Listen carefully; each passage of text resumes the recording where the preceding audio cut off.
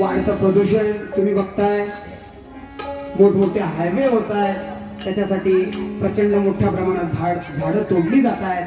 त्याबद्दल तुम्हा सर्व विद्यार्थ्यांना विनंती आहे, येता जाता तहानलेल्याला पाणी द्या, ज्याला भूक लागलेली आहे त्याला अन्न द्या आणि परिसर स्वच्छ ठेवा.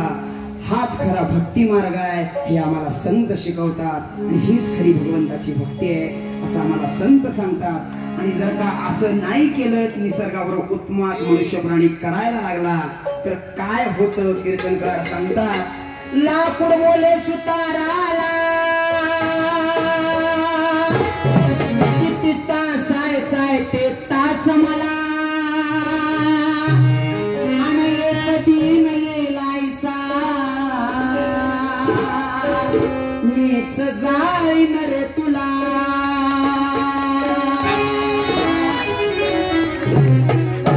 एवढ्या सगळ्यात ते त्या दादानच टाळी वाजवली. आजकाल खरं विचार करून खरं बोलण्यावर टाळी वाजवावी लागते, यालाच कधी म्हणतात. का तुम्हाला पटलं नाही का बाकीच्यांना तुम्ही टाळ्या नाही वाजवल्या?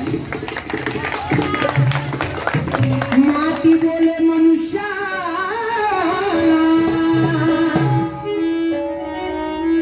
किती मिळवायचंय ते मिळव मला, पण एक दिन येलायसा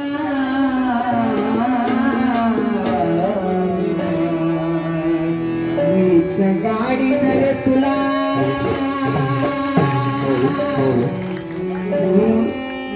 पाण्याचा वापर योग्य करा, वाढत्या प्रदूषणाला आळा घाला. बाजारामध्ये जाताना प्लॅस्टिक पिशव्या घेण्याऐवजी कापडी पिशव्या न्या. कारण की मी परवाच इंस्टाग्रामला रील्स बघितली, मोठ्या कासवाच्या तोंडाला एक छोटंसं पोतं अडकलं होतं आणि त्या एवढ्याशा पोत्यामुळे त्या भल्या मोठ्या कासवाचा जीव गेला. असे असंख्य प्राणी नदीमध्ये मरून पडतात. त्यामुळे इंद्रायणी स्वच्छ ठेवा, गंगा माता स्वच्छ ठेवा आणि आपल्या निसर्गाला वाचवा आणि भारताची वृत्त क्रांती घडवा हीच या शहराची विनंती आहे. आलो मी तुमच्या